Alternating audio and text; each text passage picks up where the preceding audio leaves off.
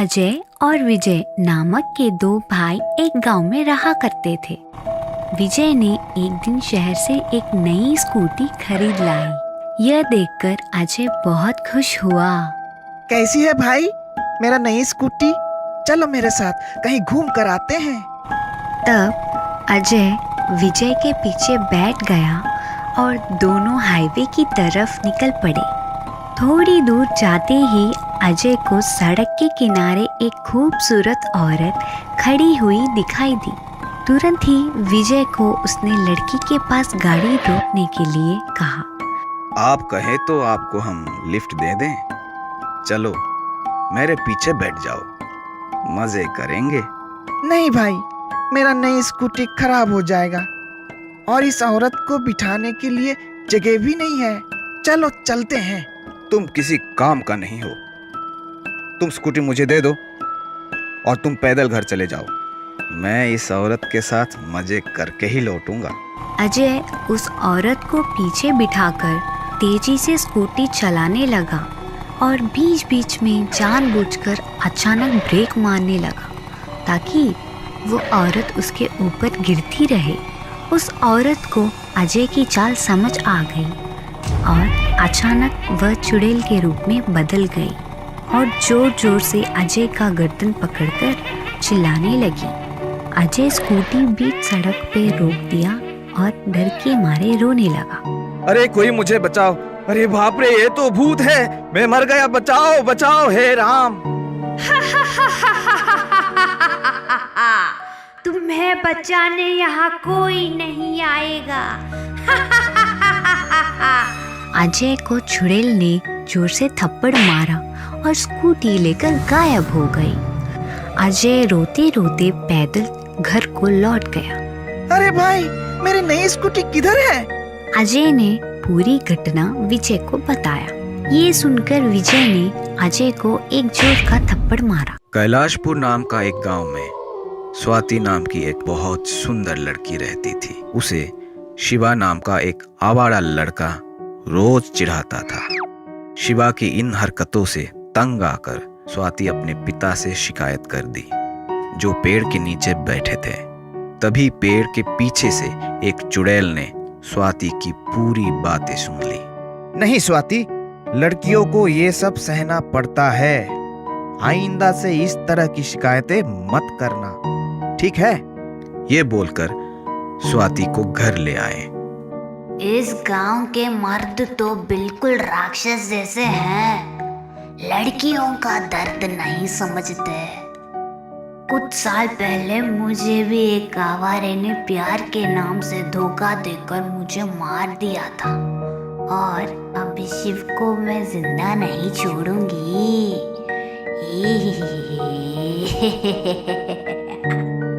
चुड़ैल ने रात को स्वाति के घर जाकर उसके शरीर में घुस गई।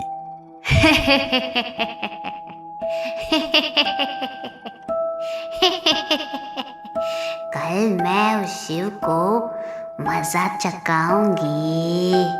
हर रोज की तरह शिवा स्वाति को छेड़ने लगा।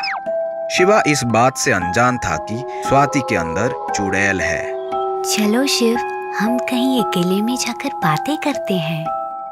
ये सुनकर खुशी के मारे पागल होकर शिवा स्वाति को एक सुनसान जगह पर ले गया और वहां पहुंचते ही स्वाति चुड़ैल बन गई।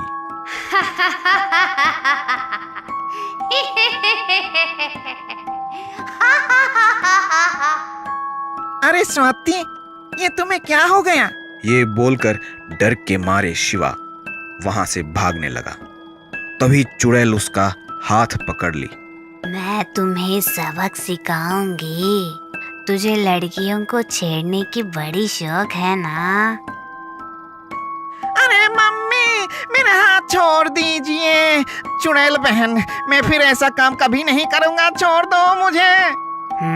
ठीक है। बोलते ही शिवा का हाथ काटकर उसे छोड़ दी। मर गया मेरा हाथ। शिवा वहां से भाग गया। उसके बाद चुड़ैल स्वाति की शरीर को छोड़कर चली गई और स्वाति खुशी खुशी अपनी जिंदगी बिताने लगी। बीजकपुर नामक एक गांव में एक चुड़ैल हर रात उस गांव के लोगों को अपनी आवाज से डराती थी। ये चुड़ैल नींबू और चावल से गांव की औरतों को अपने वश में कर लेती थी। हर रात भिखारी के वेश में घर के दरवाजे खटखटाती थी। मुझे बहुत भूख लगी है, मुझे एक नींबू और थोड़ा सा चावल दे दो माँ। ये देखकर वनिता भिखारी को एक नींबू और थोड़ी सी चावल देती है। ये लीजिए। जैसे ही चावल और नींबू हाथ में आता है, भिखारी तुरंत ही चुड़ैल के रूप में बदलकर जोर से हंसने लगती है। ये देखकर वनिता डर जाती है। वनिता, आज मैं तुम्हारे शरीर में मेरी आत्मा डाल देती हूँ। ये बोलकर वनिता को अपने वश में कर लेती है। ये देखकर गांव के लोगों ने इस समस्या का समाधान के लिए पंचायत बुलवाया। गांव के महिलाओं, चिंता मत कीजिए, मैंने इस समस्या का हल ढूंढ लिया है। अगली बार जब ये चुड़ैल भीख मांगने आएगी, तब आप में से एक मर्द औरत के वेश में चावल और नींबू दे देना, और अपने साथ एक आईना रखना, जिससे हम चुड़ैल को भगा सकते हैं और अपनी औरतों को बचा सकते हैं। जब चुड़ैल लक्ष्मी के घर भीख मांगने आई, तब लक्ष्मी का पति औरत की वेश में नींबू और चावल देने आ गया।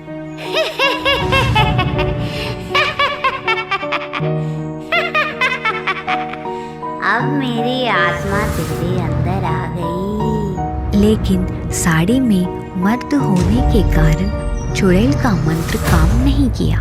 तभी लक्ष्मी का पति उस चुड़ैल को आईना दिखा दिया। आईना देखते ही वह चुड़ैल आईने में कैद हो गई। हाय हाय, तुम लोगों ने मुझे क्यों बंदी बनाया है? मैं तुम लोगों को नहीं छोड़ूंगी। तुरंत उस आईने को नीचे फेंककर तोड़ देता है। इसके साथ ही चुड़ैल भी मर जाती है और गांव की सारी औरतों को चुड़ैल से मुक्ति मिल जाती है। चंबलपुर नामक एक गांव में लड़कियों के खिलाफ बहुत नफरत हुआ करता था।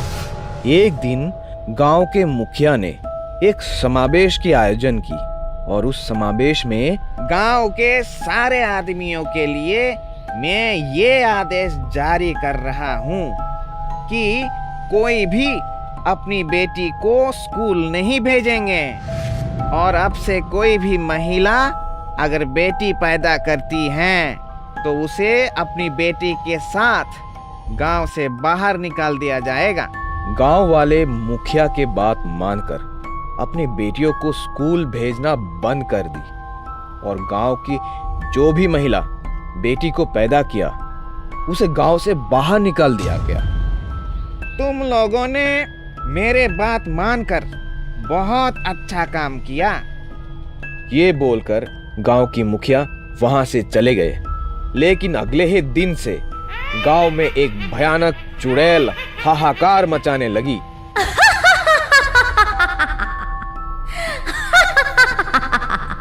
मैं तुम आदमियों को खा जाऊंगी, तुम्हारा खून पीऊंगी।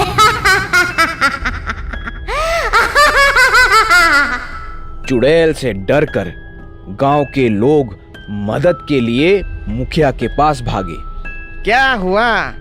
सब लोग इतने परेशान क्यों दिख रहे हैं? तब सबने मिलकर मुखिया को चुड़ैल की हरकतों के बारे में बता दी। तब मुखिया गुस्से में आकर उस चुड़ैल की सामना करने के लिए निकल पड़े। ए चुड़ैल, तुम मेरे गांव के आदमियों को क्यों तंग कर रही हो? तुम्हें क्या चाहिए? मैं तो तुम्हारी इंतजार कर रही थी, बेवकूफ। ऐसा बोलकर चुड़ैल ने मुखिया के गर्दन पकड़कर हवा में उठाई। अरे मुझे छोड़ दो दीदी, आपको क्या चाहिए बोलिए, मैं तुरंत ही वो काम कर दूंगा। तुम्हें गांव की बेटियों को पढ़ाने की जिम्मेदारी लेना पड़ेगा और गांव की महिलाओं को उनकी बेटियों के साथ वापस बुलाना पड़ेगा, ठीक है? ठीक है दीदी, मुझे छोड़ दीजिए। चुड़ैल ने तब मुखिया को छोड़ दी और बोली, और अब से गांव की सरपंच एक महिला होनी चाहिए, एक महिला।